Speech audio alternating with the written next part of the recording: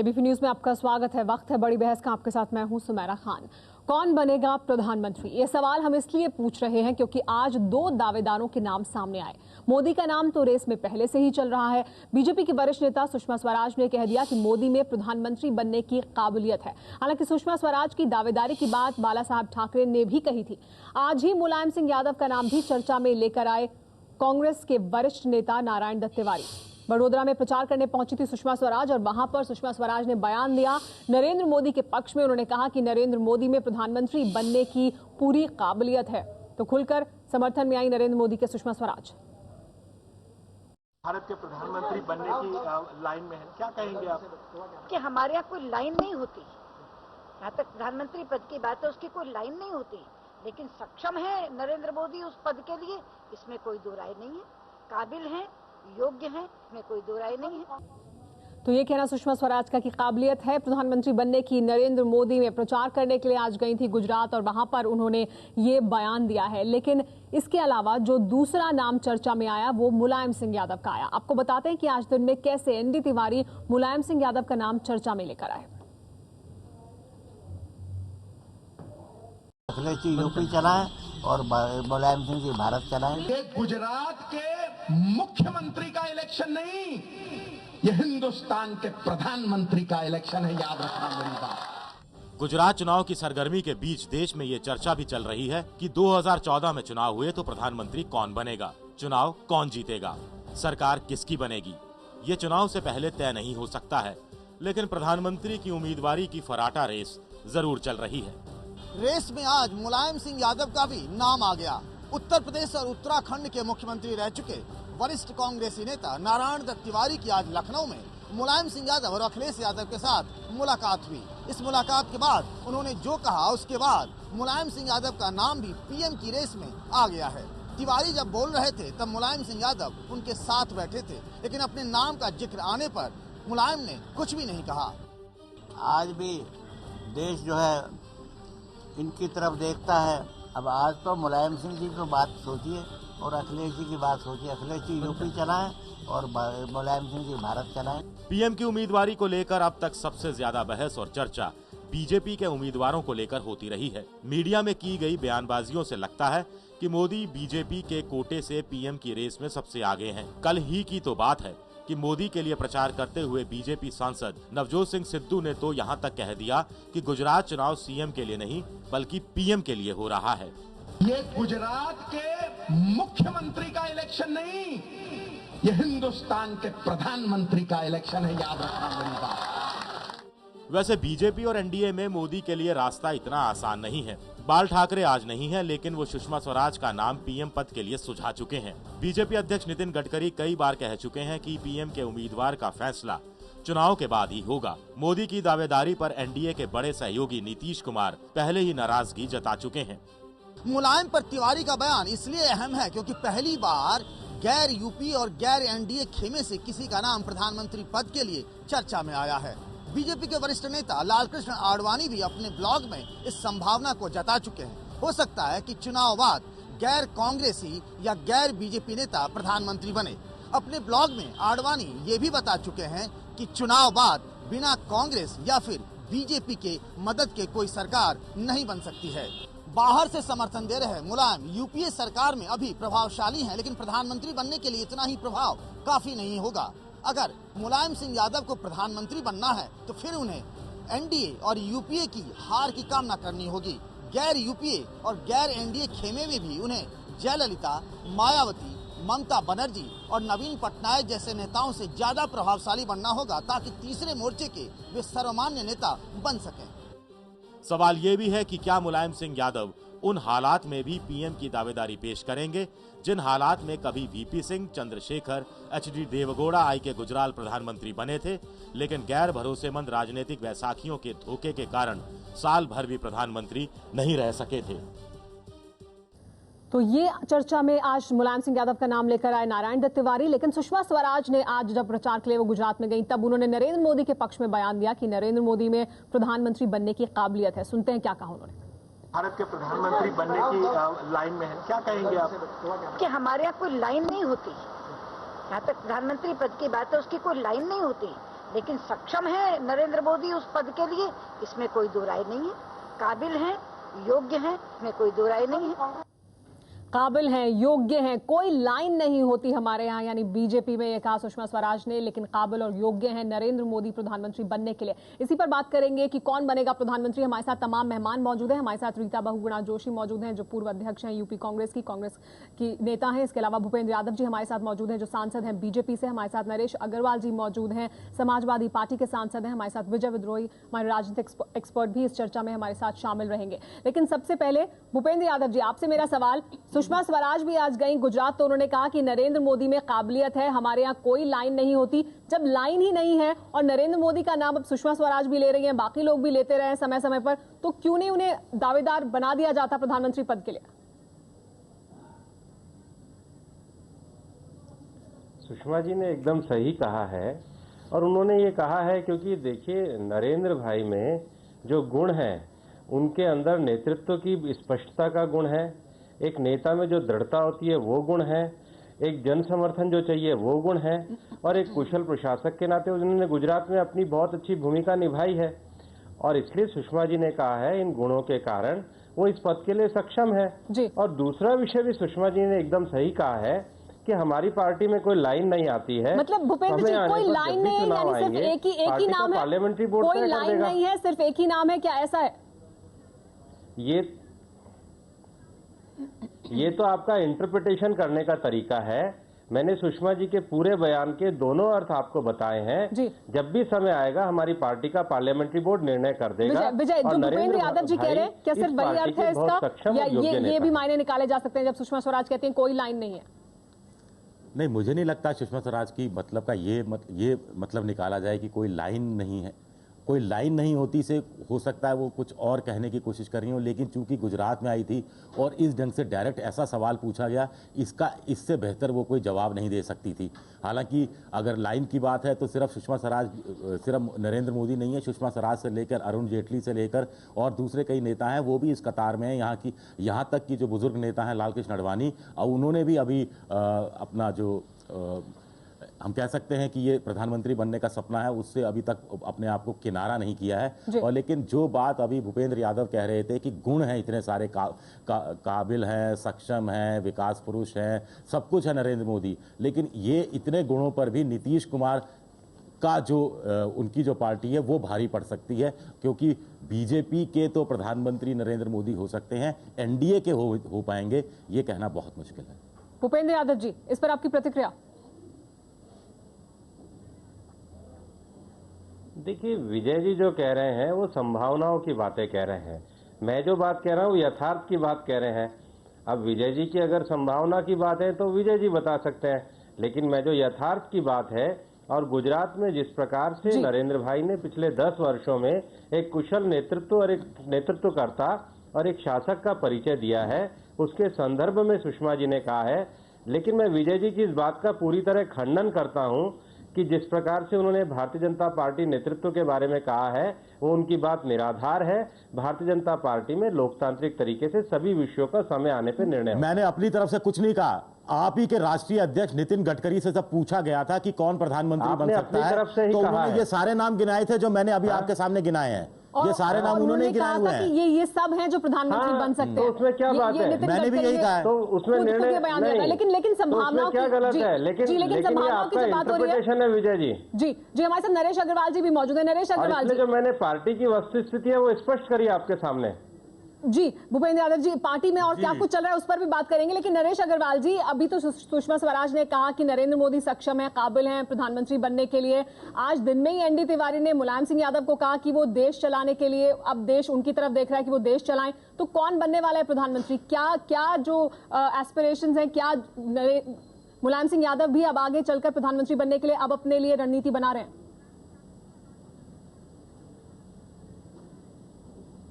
देखिए, राजनीति में कोई चीज़ असंभव नहीं होती है। सुषमा जी ने जो कहा अपनी पार्टी की लाइन पे कहा, सुषमा जी ने देश के तो ही तो मैं नहीं कहा कि उनके पार्टी का अंदरूनी मामला है, उनके पार्टी में चाहे जितनी गुटबाजी हो, कौन बनेगा इससे हमारा कोई मतलब नहीं है। लेकिन मैं इतना कहता तो प्रधानमंत्री बनने के लिए कोई विशेष योग्यता नहीं होती है। प्रधानमंत्री बनने के लिए सबसे बड़ी योग्यता होती है मास लीडरशिप हो, जनता में विश्वास हो। प्रधानमंत्री जी तो विश्वनाथ प्रताप सिंह जी बन चुके हैं, गुजराल साहब बन चुके हैं, देवगौड़ा जी भी बन चुके हैं, चंद्रशेखर जी भी बन चुके हैं। तो ऐसा नहीं है कि मुलायम सिंह जी में कोई योग्यता की कमी है।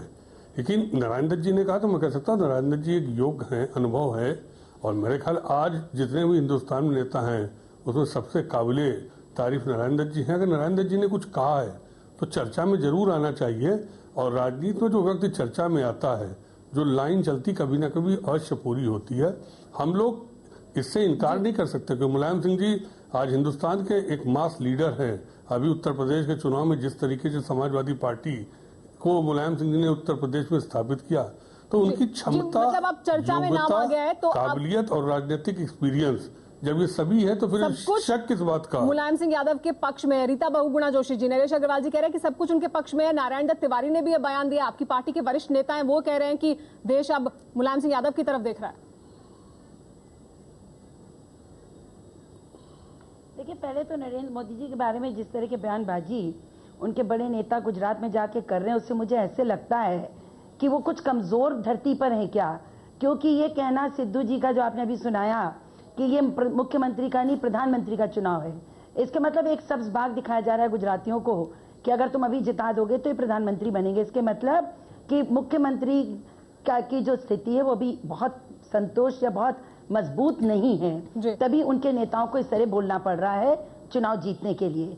जहां तक सवाल है उत्तर प्रदेश का, भाई मुलायम सिंह यादव जी एक राष्ट्रीय पार्टी चला रहे हैं, वो मुख्यमंत्री रह चुके हैं, उनकी पार्टी चाहती है कि आने वाले समय पर वे आगे बढ़कर और बड़ा नेतृत्व करें, चाहे मुख्यमंत्री यूपी के हों या उनके पार्टी के नेता हों, इस तरह के बयान देते आए हैं। लेकिन मैं समझती हूँ कि बड़ी विडंबना है भारतीय राजनीति की कि जो छोटे दल हैं, जो जिनकी संख्या 20, 30, 40 सांसदों की हो जाती है, वो इतने बड़े फ्रेम में प्रधानमंत्री बनने की रेस में आ जाते हैं, और जो बड़े दल हैं जो 150, 200 सांसद लेकर आते हैं, समझौतावादी राजनीति में कहीं ना कहीं उन पर हावी होने का प्रयास होता है। तो हमारा कोई प्रेसिडेंशियल फॉर्म ऑफ गवर्नमेंट नहीं है कि अमेरिका के तरह डिक्लेयर हो जाए कि फलाना बहुगुणा जी, लेकिन ये भी तो भारतीय राजनीति की विडंबना ही है कि इतनी बड़ी बड़ी जो पार्टियां हैं, इतनी बड़ी पार्टियां जो हैं उन्हें सहारा लेना पड़ता है, उन्हें जरूरत पड़ती है इन क्षेत्रीय दलों की, और एक क्षेत्रीय दल और मजबूत होते जा रहे हैं समय के साथ। भूपेंद्र यादव जी, रीता बहुगुणा जोशी अभी कुछ देर पहले कह रही थी कि इस वजह से बीजेपी की तरफ से इस तरह के बयान आ रहे हैं कि ये मुख्यमंत्री का चुनाव नहीं है गुजरात का, ये तो प्रधानमंत्री के लिए चुनाव आप करने वाले हैं, जो सिद्धू ने बयान दिया था, क्योंकि नरेंद्र मोदी का जो चुनाव है उसमें उनके इस वक्त जो चांसेस हैं वो बहुत ज्यादा अच्छे नहीं दिखाई दे रहे हैं बीजेपी को। नहीं, मुझे रीता बहुगुणा जोशी जी का दर्द समझ में आता है, क्योंकि वो ये कह रही थी कि भाई 15-20 सदस्यों वाली पार्टियों का नाम भी प्रधानमंत्री के लिए कैसे चल सकता है। नहीं, भूपेंद्र यादव जी पहले मेरे सवाल का जवाब दें आप, फिर इस मुद्दे पे आइएगा। सुनिए ना मेरी बात, पहले मेरी बात सुनिए, पहले मेरी बात सुन लीजिए, मैं उन्हीं की बात का जवाब दे रहा हूँ कि लोग मुलायम सिंह जी का नाम ले रहे हैं, नरेंद्र भाई का नाम ले रहे हैं, लेकिन कोई राहुल गांधी का तो नाम ले नहीं रहा है, क्योंकि पिछले 10 सालों में जो सरकार चली है उसमें कोई प्रशासनिक योग्यता उन्होंने दिखाई नहीं है, कोई बहुत बड़ी जिम्मेदारी उन्होंने दिखाई नहीं है, केवल कुछ इवेंट जैसे कार्यक्रम करे हैं। जबकि 10 साल से जिस व्यक्ति ने गुजरात के विकास का एक नया प्रतिमान स्थापित किया है, जिसको देश और विदेश के अच्छे शासन के मानक करने वाले संस्थानों ने भी माना है, और किस प्रकार से एक समग्र विकास और सद्भावना के साथ राज्य में खुशहाली का दौर आपने इस बात का जवाब नहीं दिया कि जब चुनाव हो रहा है गुजरात का, तो मुख्यमंत्री के चुनाव में ये क्यों कहा जा रहा है कि प्रधानमंत्री का चुनाव मुख्यमंत्री का नहीं प्रधानमंत्री का है। इसका अर्थ है कि आप एक प्रधानमंत्री का सब्जबाग दिखाकर लोगों को आकर्षित करने की कोशिश कर रहे हैं। आप इसको सुन लीजिए रीता जी, आप पहले पूरी बात सुन लीजिए। चुनाव नहीं है, जिन्होंने 10 साल शासन करके एक शासन के प्रतिमान स्थापित करे हैं, आखिर इस देश में देश तो तुलना कर ही रहा है, देश तो ये तुलना कर ही रहा है आपके झुंझलाहट समझ में नेतृत्व आती है देश का किस प्रकार से होना चाहिए। देश अपने आप में देख रहा है, देश ये देखना चाह रहा है, लेकिन पार्टी हिचक रही है। गीता जी विचलित हो रही है। गीता जी मेरी बात तो नहीं सुनेंगी। निकलता है गीता जी मेरी बात को पूरा नहीं सुनेंगे। मुख्यमंत्री जो हूँ आप प्रधानमंत्री मेरी बात को या तो वो पूरा सुन ले। रीता जी जवाब सुन लेते हैं भूपेंद्र जी से। सक्षम है क्योंकि उन्होंने 10 साल शासन करके दिखाया है। भूपेंद्र जी सब गुण है, फिर पार्टी में अलग अलग बयान भी क्यों आते हैं नरेंद्र मोदी को लेकर? ये चुनाव प्रधानमंत्री का चुनाव है, ये क्यों बोल रहे हैं आप? प्रदेश के चुनाव को प्रधानमंत्री का चुनाव क्यों बोल रहे हैं आप? क्यों क्योंकि रीता जी कहीं कमजोरी आ सकती है। जवाब सुन लेते हैं भूपेंद्र जी से। भूपेंद्र बात आपको सुनिए, अब रीता जी तो व्यथित हो गई कर सकता है। जी बोले भूपेंद्र जी। रीता जी विचलित हो रही हैं क्योंकि 10 साल में मैं बिल्कुल मैं विश्लेषण कर रही हूँ। जिन्होंने 10 साल आपके एक शब्द का विश्लेषण आप बोल रहे हैं, फिर आप बोल रहे हैं। अरे आप सुनिए तो सही, आप सुनिए, पूरी बात सुनिए। 10 साल जो शासन का प्रतिमान गुजरात में हुआ है और जिस प्रकार से आज देश में एक विषय आ रहा है कि जिस यूपीए का जो केंद्र में ढुलमुल शासन है, नीतियों के प्रति जो सरकार एक तरीके से रसातल की ओर जा रही है, नेतृत्व किसी प्रकार से जनता के प्रति उत्तरदायित्व और पारदर्शिता को नहीं दिखा रहा है। ऐसे में 10 साल जो काम उन्होंने शासन किया है वो निश्चित रूप से एक बहुत अच्छे योग्य नेता का शासन है। ऐसे नेताओं की गुजरात में भी जरूरत है, यही जो बात आप कह रहे हैं उस पर मेरा आपसे सवाल है। कुपोषण सबसे ज्यादा भूपेंद्र यादव जी, उस पर ही मेरा आपसे सवाल है। क्या चले जी, फिलहाल रुक रहे कुछ देर के लिए, वापस आएंगे, चर्चा को जारी रखेंगे कि आखिर अगर नरेंद्र मोदी का नाम लिया जा रहा है तो वो भी पार्टी के भीतर से ही लिया जा रहा है और अलग अलग बयान भी सामने आते हैं समय समय पर, तो ऐसा क्यों है? लेकिन विजय आपसे जानना चाहेंगे कि क्षेत्रीय दलों की बात करें थी रीता बहुगुणा जी, आने वाले समय में लेकिन क्षेत्रीय दल ही क्या ये तय करने वाले हैं कि कौन बनेगा प्रधानमंत्री? देखिए, क्षेत्रीय दल ये तो तय नहीं करेंगे कि कौन बनेगा प्रधानमंत्री, लेकिन क्षेत्रीय दल ये जरूर तय करेंगे कि किस बड़ी राष्ट्रीय पार्टी का कौन सी बड़ी राष्ट्रीय पार्टी को प्रधानमंत्री अपना बनाने का मौका मिलेगा। ये बात तय है एक रूप में। दूसरे रूप में जैसा कि अडवाणी जी ने अपने ब्लॉग में लिखा था, अगर वो बात सही साबित होती है, यानी अगर कांग्रेस और बीजेपी कुल मिलाकर दोनों मिलाकर 270-280 सीटें ही ला पाते हैं तो ऐसे में कांग्रेस या बीजेपी एक बड़ा धड़ा तो जरूर होगा, लेकिन जरूरी नहीं है कि उनका प्रधानमंत्री हो। वो ये जो क्षेत्रीय दल का कोई एक व्यक्ति भी प्रधानमंत्री बन सकता है, इसकी भी एक संभावना है। और तीसरी बात मुझे एक छोटी सी ये कहनी थी कि रीता बहुगुणा जी को अब ये मुगालते में नहीं रहना चाहिए कि बीजेपी या कांग्रेस राष्ट्रीय पार्टियां हैं। ये भी कहीं ना कहीं क्षेत्रीय पार्टियां बनकर ही रह गई हैं। एक क्षेत्रीय पार्टी एक राज्य विशेष में होती है। ये पार्टियों का कुछ एक राज्यों में विस्तार है, लेकिन ओवरऑल पैन रूप में देखा जाए तो ऐसी कोई राष्ट्रीय पार्टियां उस रूप में नहीं रह गई जिस रूप में पहले हुआ करती थी।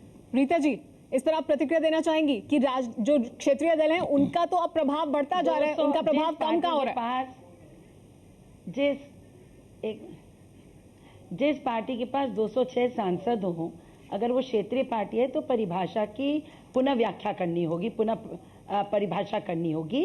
देखिए, कांग्रेस पार्टी के कभी भी 125 से कम सांसद नहीं आए हैं, बुरे से बुरे वक्त में भी। तो राष्ट्रीय पार्टी वही होती है जिसके हर प्रदेश से सांसद आए। राष्ट्रीय पार्टी वो होती है जिसके पास हर प्रदेश में संगठन हो और जो प्रथम या द्वितीय स्थान पर अधिकांश प्रदेशों में हो। तो मैं ये समझती हूँ कि कांग्रेस पार्टी को ये गौरव प्राप्त है। अब जहां तक बात आ जाती है प्रधानमंत्री बनने की, तो इसमें देर क्या, गठबंधन सरकारें हैं और गठबंधन सरकार की ही संभावनाएं ज्यादा होती हैं। जब वो गठबंधन सरकारों की परिरूप निकलेगा, कौन किसके साथ है, कौन किसके साथ नहीं है, कौन लेफ्ट टू द सेंटर है, कौन सेंट्रलिस्ट है, कौन राइट टू द सेंटर है, उस समय बात तय होगी। It's too early to decide और to even talk about this issues. लेकिन आप समाजवादी पार्टी का इस रूप में चर्चा कर रही थी जैसे आप तिरस्कार कर रही हैं छोटी पार्टियों को। उन पे कंसंट्रेट करना चाहिए। और हर पार्टी, एक सेकंड विजय भाई, हर पार्टी चाहती है कि उसका नेता बड़े से बड़े पद पर पहुंचे। उनका हक है, उनका अधिकार है इसकी बात करने की। और मैं क्योंकि एक राष्ट्रीय पार्टी में हूं तो मेरी अपनी अलग सोच है। तो इस सोच का विषय कोई तो आपके मुताबिक नरेश अग्रवाल जी, तकरार करने का रीता बहुगुणा जी का ये कहना है कि ये सोच का विषय है, लेकिन बहुत जल्द है अभी प्रधानमंत्री कौन होगा इसकी बात करना, जो कि समाजवादी पार्टी की तरफ से की जा रही है। आपने तो यूपी चुनाव जब खत्म हुए तभी से शुरू कर दी थी ये बात। देखिए, समाजवादी पार्टी ने कभी भी ये बात नहीं कही कि मुलायम सिंह जी देश के प्रधानमंत्री बनेंगे। आज नरेंद्र जी ने कही तो बात पे चर्चा शुरू हुई है। नेताजी ने भी कहा कि अभी हम प्रधानमंत्री की दौड़ में नहीं है, लेकिन चुनाव के बाद तय करेंगे स्थितियां क्या बनेंगी। मुलायम सिंह जी ने हरदम इस चीज को स्पष्ट रूप से कहा। जहां तक अभी रीता जी शायद बोल रही थी उनको छोटे दल बड़े खराब लग रहे थे, तो राष्ट्रीय दलों की क्यों ये स्थिति बनी कि छोटे दलों के आगे उन्हें हाथ पसारना पड़ा। आज मुझे खुशी, आप लोग अनाउंस कर रहे थे कि कांग्रेस का चिंतन शिविर 18 से 21 हो रहा है जी। अगर ये चिंतन शिविर कांग्रेस जनता के बीच लगाए तो शायद ज्यादा कांग्रेस को लाभ होगा, ना कि अपने उन घिसे पिटे नेताओं के बीच में जिनकी अपनी कोई हैसियत जनता में ना हो। उनके बीच चिंतन शिविर लगाने से कांग्रेस को कोई लाभ नहीं मिलेगा। लेकिन और समाजवादी पार्टी को कम आंकना अगर है तो फिर कांग्रेस क्यों नहीं कहती कि अमेठी और रायबरेली भी समाजवादी पार्टी चुनाव लड़े।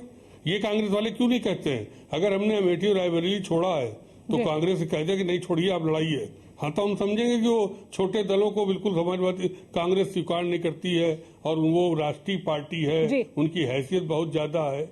बहुत बड़बोलापन राजनीति में बहुत अच्छा नहीं होता है। चीजों को गंभीरता से लेना चाहिए, समझना चाहिए और राजनीति में कब क्या परिस्थिति बने इसके लिए तैयार रहना चाहिए। रीता बहुगुणा जी, अमेठी और रायबरेली से अग्रवाल जी का बड़ा नहीं कहते आप समाजवादी पार्टी के लोग चुनाव नरेश अग्रवाल जी का बड़ा समय कांग्रेस पार्टी में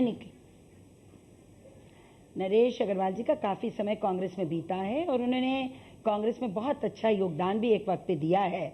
मैं किसी को बिलिटल नहीं कर रही हूँ, मैं किसी के महत्व को कम भी नहीं कर रही हूँ। मैंने आपसे कहा हर दल का अधिकार है कि वो अपने नेता के बारे में अच्छी बातें करे और मैंने शुरू में कहा था कि मुलायम सिंह यादव जी एक राष्ट्रीय स्तर की पार्टी के राष्ट्रीय नेता हैं और उत्तर प्रदेश में उनका मुख्यमंत्री है, तो अगर उनकी महत्वाकांक्षा उनकी पार्टी की है तो इसमें कोई हमारा विरोध नहीं हो सकता। रीता जी, ये तो आपकी पार्टी के नेता हैं जो मुलायम सिंह यादव को कह रहे हैं कि उन्हें देश चलाना चाहिए।